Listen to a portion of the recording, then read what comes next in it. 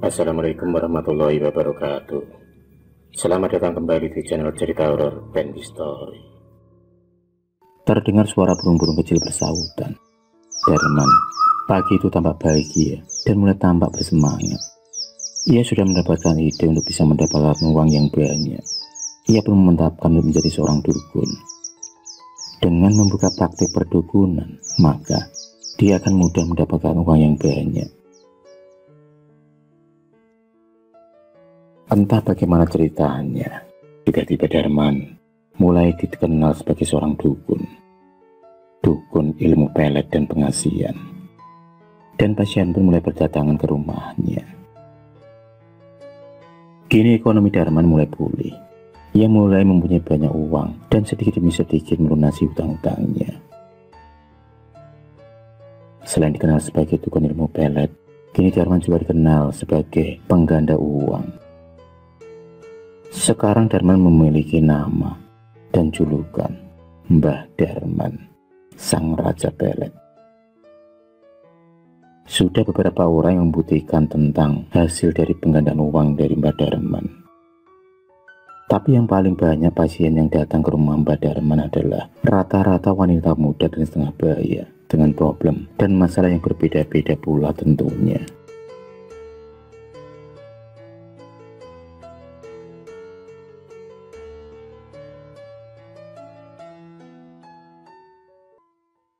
Suatu hari, sekitar pukul 8 malam, datanglah seorang wanita cantik ke rumah Mbah Darman. Wanita tersebut bernama Devi. Gadis belia yang berumur 30 tahun itu kemudian mengutarakan niatnya dan maksudnya kepada Mbah Darman. Ternyata Devi adalah seorang pemandu karaoke. Devi ingin agar ia bisa tampak lebih cantik lagi dan banyak pelanggannya. Darman menyanggupi keinginan dari Devi dan ritual pun dilakukan. Seperti biasa pasien-pasien yang lainnya yang ingin memasang susu atau pelet pada tubuhnya harus dimandikan dahulu dengan kembang 7 rupa. Ritual tersebut dimaksudkan untuk menambah daya tarik dan pemikat saat susu atau pelet itu dimasukkan dan dipasang pada tubuh sang pasien. Saat prosesi ritual itulah, tiba-tiba niat jahat Darman pun muncul saat ia melihat tubuh putih mulus dari Devi yang hanya berbalutkan dengan kain jari berwarna coklat. Lagu tubuh Devi terlihat jelas saat air kembang 7 rupa tersebut disiramkan mulai membasahi rambut dan seluruh tubuhnya. Lagu tubuh yang begitu menggiurkan bagi seorang laki-laki. Darman pun tak luput dari rasa itu.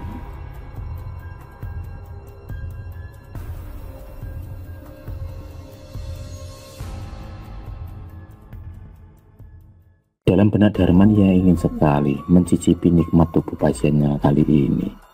Pikirannya mulai dirasuki pikiran kotor dan jahat. Bisikan-bisikan pun mulai bermunculan, membisiki dalam otaknya. Dan dia pun benar memutuskan bagaimana caranya agar dia bisa menikmati tubuh pasiennya kali ini di saat ia melakukan ritual pemasangan susu pelet tersebut. Dan rencana pun dilancarkan oleh Mbah Darman malam itu. Mbah Darman mengatakan agar Devi menunggu di dalam kamar yang sudah disediakan. Dan Mbah Darman memesan kepada Devi untuk tetap memejamkan matanya saat merasakan apapun pada tubuhnya. Devi hanya mengangguk menuruti dan perintah dari Mbah Darman. Maklum, Mbah Darman adalah raja pelet dan ilmu pengasihan. Jadi dengan mudahnya ia mempengaruhi pasiennya tersebut.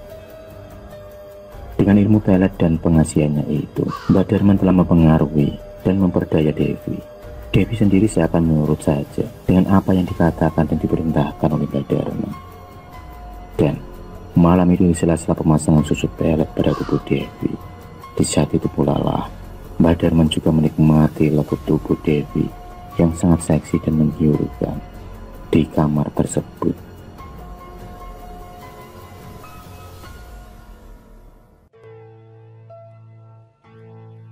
Ritual pemasangan susu pelet pada tubuh Devi pun selesai, dan Mbah Darman berhasil meniduri Devi di saat proses ritual pemasangan susu pelet pengasihan malam itu.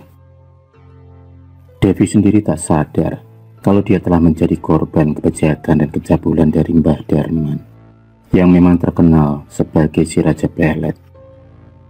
Saat itu juga Devi memberikan sebuah amplop berisi uang sebagai mahar pemasangan susuk pelet dari Mbah Darman. Dalam hati Mbah Darman tertawa kegirangan karena dia mendapatkan dua hal secara bersamaan, yaitu kenikmatan menikmati tubuh Devi dan juga uang yang diberikan oleh Devi kepadanya sebagai mahar pemasangan susuk. Devi kemudian berpamitan kepada Mbah Darman untuk segera pulang karena maksud dan tujuannya telah terlaksana. Mbah Darman berpesan agar Devi datang kembali jika Devi ingin menambah daya dan kekuatan pengasihan susuk peletnya. Sepeninggal Devi, Mbah Darman tertawa lepas. Di dalam otaknya kini berubah haluan yang biasanya akan membantu pemasangan susuk pelet kepada pasien-pasien wanita yang datang padanya. Kini ia kemudian berpikiran untuk bisa mendapatkan tubuh pasiennya saat pemasangan susuk pelet tersebut. Niat jahat dan cabul memenuhi otaknya.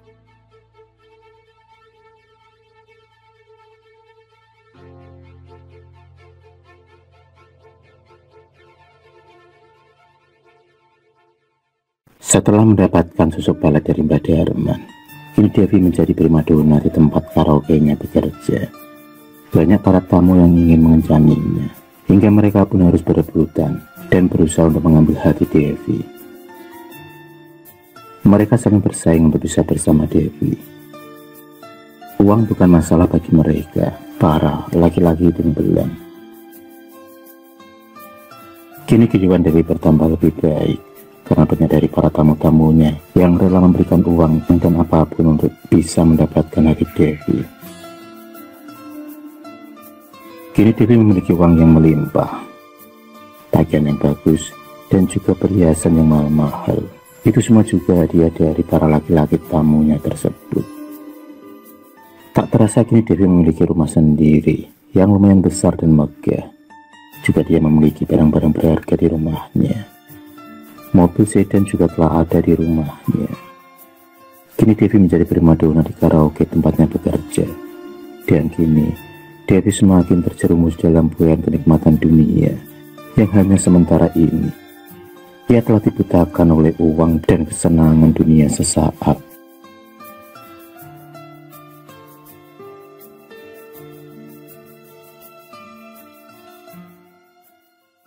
Di sisi lain, korban-korban Mbah Darman mulai bertambah. Korban kecabulan Mbah Darman yang kini sudah dirasuki kesenangan dunia.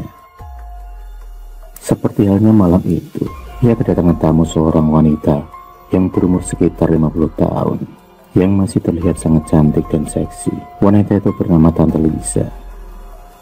Meski sudah berumur 50 tahun, Tante Lisa masih sangat terlihat muda, dengan tubuh yang proporsional dan kulit putih, ditambah lagi dengan rambut yang panjang sebahu, membuat Tante Lisa terlihat muda. Padahal dia sudah mempunyai anak 3, yang mereka semua sudah dewasa. Itu semua karena Tante Lisa yang pandai merawat tubuhnya. Tante Lisa kemudian mengatakan maksud dan tujuannya datang kepada Mbah Darman. Ia pun mengatakan kalau dia tengah memiliki problem masalah dengan suaminya yang sekarang ini. Suaminya sekarang ini kurang perhatian kepadanya. Tante Lisa adalah istri ketiga dari Pak Joko yang terkenal kaya raya dan memiliki istri 4. Tante Lisa adalah istri ketiga dari Pak Joko.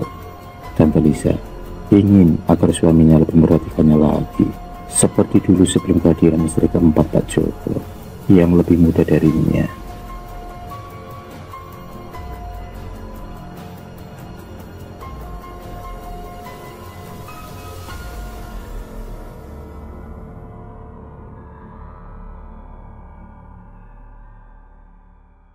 Dasar Mbah Darmo yang sudah dikuasai oleh otak mesum, dia pun menyanggupi keinginan dari Tante Lisa untuk membantu mengatasi permasalahannya.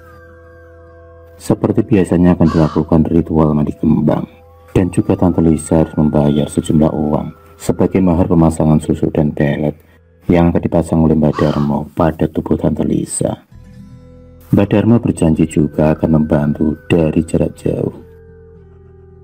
Malam itu juga ritual pemasangan susu pelet dimulai dengan prosesi mandi kembang 7 rupa yang langsung dilakukan oleh Mbak Dharma pada setiap pasiennya.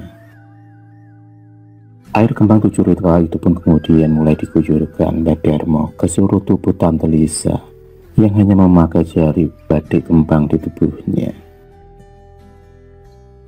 Seperti biasanya, ritual berikutnya adalah Tante Lisa diminta oleh Mbak Dharma untuk menunggu di sebuah kamar yang sudah disiapkan oleh Mbak Dharma untuk pemasangan susu peletnya. Karena sudah dalam pengaruh ilmu pelet dan pengasihan dari Mbak Dharma, dengan mudahnya Tante Lisa pun mengikuti apa perkataan dari Mbak Dharma. Dia pun mengikuti setiap perintah dari Mbak Dharma. Kali ini Tante Lisa akan menjadi mangsa lagi bagi Mbak Dharma yang mulai menikmati pekerjaannya ini.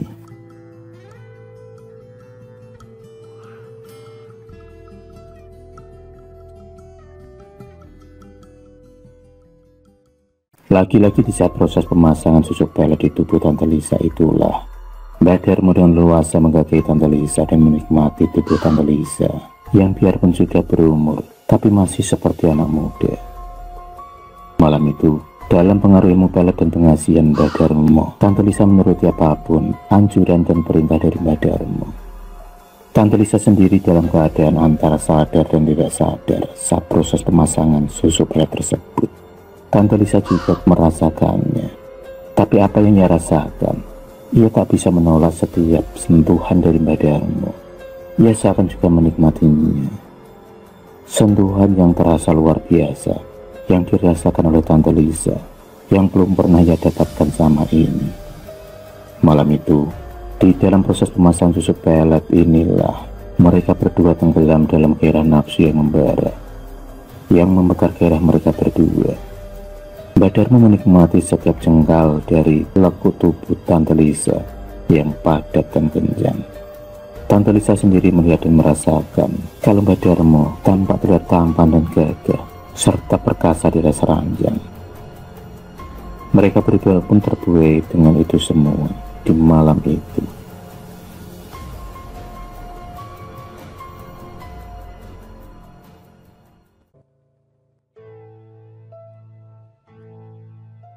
Pemasangan susu pelet pada tubuh Tante Lisa pun selesai bersamaan dengan desak nafas malam itu. Mbak Dharma tampak kelelahan. Begitu juga Tante Lisa. Tante Lisa merasakan kalau tubuhnya agak pegal-pegal. Tapi ada satu sensasi yang ia rasakan. Ia merasakan kenikmatan yang luar biasa yang baru kali ini ia rasakan. Itu juga bagian dari efek ilmu pengasihan yang Mbak Dharma pakai. Tante Lisa kemudian memberikan amplop yang berisi sejumlah uang sebagai mahar pemasangan susu pelet pada tubuhnya. Mbak Dharma juga mengatakan dan berjanji kepada Tante Lisa kalau dia akan membantunya sepenuh hati agar masalah Tante Lisa cepat selesai dan keinginannya pun tercapai. Itu yang dikatakan oleh Mbak Dharma dalam meyakinkan Tante Lisa. Tante Lisa jadi tambah yakin keinginannya akan segera terwujud. Tante Lisa kemudian berpamitan pulang kepada Mbak Dharma. Dia pergi melangkah meninggalkan Mbak Dharma yang masih tampak kelelahan. Dengan mengendari mobil sedannya, Tante Lisa kemudian meninggalkan rumah Mbak Dharma. Dalam hati ada kekaguman kepada Mbak Dharma. Baru kali ini ia mendapati pengalaman yang luar biasa dari pengalamannya yang dahulu-dahulu.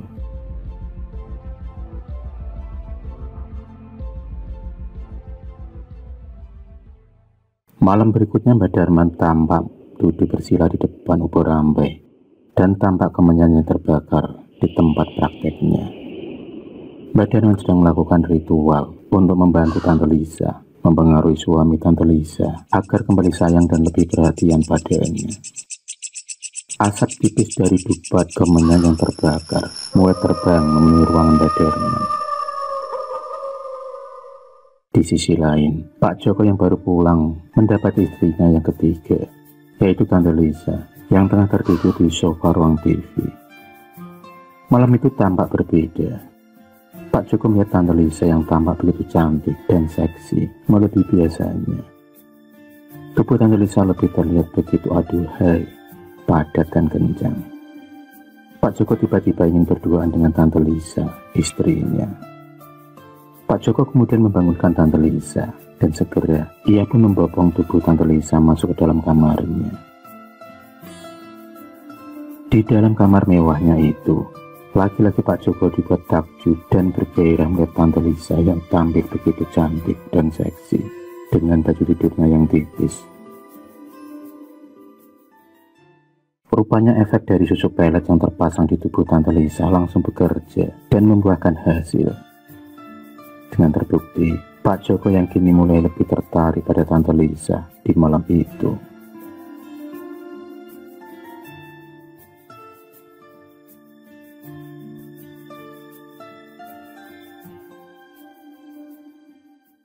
Keesokan paginya, saat Tante Lisa terbangun dari tidurnya, ia melihat Pak Joko yang masih tertidur di sampingnya. Tante Lisa yakin kalau susu peletnya bekerja dengan baik, dan ia yakin sebentar lagi Pak Joko akan bertekuk lutut padanya. Dengan senyum tipis, ia mulai yakin dan percaya apa yang diingininya semua akan terwujud. Hari-hari pun berganti. Kini Tante Lisa lebih dimanjakan oleh Pak Joko daripada istri-istri yang lain, termasuk istri yang keempat yang paling muda.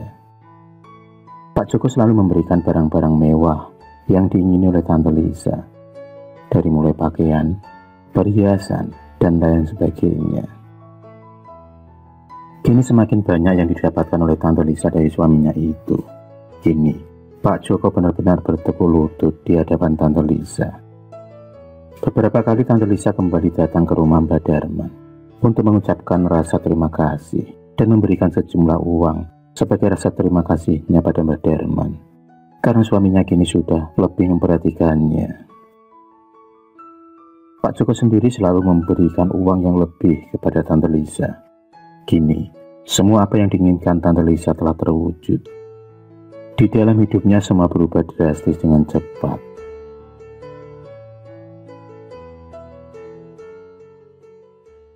Sudah 4 tahun ini Mbak Darman membuka praktek perdukunannya, dan selama itu pula sudah banyak korban-korban pencabulan yang ia lakukan kepada para pasiennya perempuan.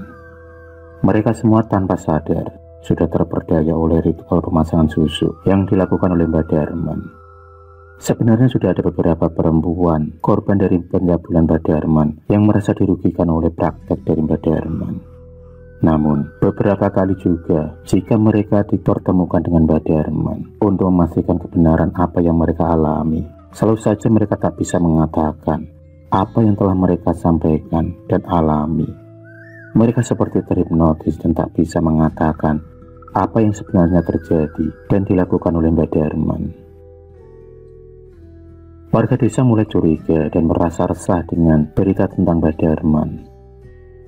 Mereka juga ingin tahu apa sebenarnya ritual yang dilakukan oleh Mbak Darman, apakah menyimpang dari agama dan norma masyarakat. Beberapa warga juga pernah melihat sering pasien-pasien yang datang malam itu adalah kebanyakan dari para perempuan. Pulangnya juga bisa tengah malam ataupun dini hari. Hingga hal itu semakin membuat kecurigaan dari para warga.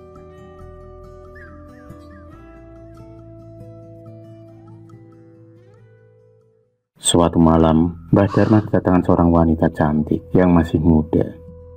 Wanita tersebut bernama Ratih dari desa sebelah. Saat itu Ratih datang ke rumah Mbak Darman untuk berkonsultasi dengan masalah yang tengah ia hadapi. Ratih menceritakan panjang lebar kisah dan permasalahan yang ia alami saat ini.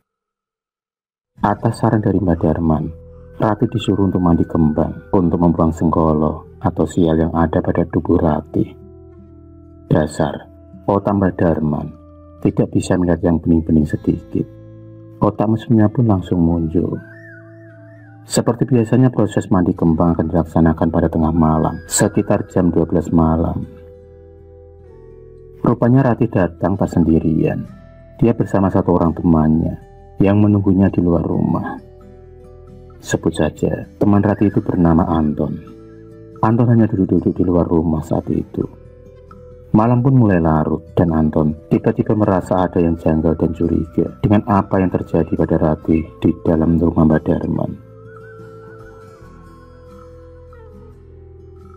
Anton kemudian berniat mengintip pada sebuah kamar lewat jendela yang ia yakin itu adalah kamar yang digunakan untuk proses ritual pemasangan susu.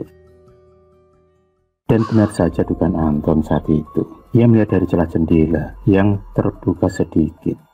Anton melihat kejanggalan itu. Ia melihat Mbak Darman yang mulai meraba-raba tubuh Ratih dan mulai membuka jari yang dipakai Ratih dalam proses pemasangan susu. Karena merasa tidak beres, Anton pun bergegas pergi mencari bantuan kepada para warga desa. Dan tak lama kemudian ia bertemu dengan beberapa warga desa yang tengah mengeronda malam itu. Ia pun segera mengatakan apa yang ia lihat. Warga desa yang sudah merasa curiga dan resah karena ulah dari Mbak Darman, mereka segera menuju ke rumah Mbak Darman. Warga desa yang lain pun mulai berdatangan. Warga yang sudah geram segera mengepung rumah Mbak Darman dan segera mendobrak pintu rumah. Mereka segera mendobrak pintu kamar juga, pintu kamar praktek dari Mbak Darman. Dan benar saja, saat pintu kamar terbuka, terlihatlah Mbak Darman yang tengah asik menjagai pasiennya itu. Karena geram, para warga segera menyeret tubuh Mbak Darman. Dengan membabi buta, para warga menghajar tubuh Mbak Darman. Tanpa ampun, mereka menyerang Mbak Darman dari segala arah beramai-ramai. Meskipun Mbak Darman adalah seorang dukun, tapi dia juga tak kuasa melawan dari para warga yang berjumlah banyak itu. Tendangan dan pukulan serta hantaman benda-benda tumpul mendarat di tubuhnya. Mbak Darman pun bersimbah darah, mati seketika saat itu di dalam rumahnya sendiri.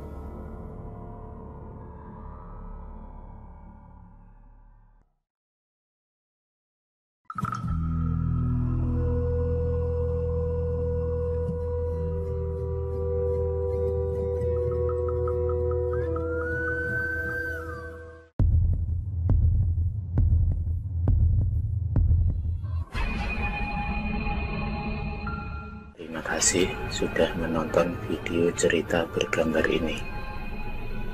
Klik subscribe untuk terus berlangganan video-video cerita bergambar selanjutnya.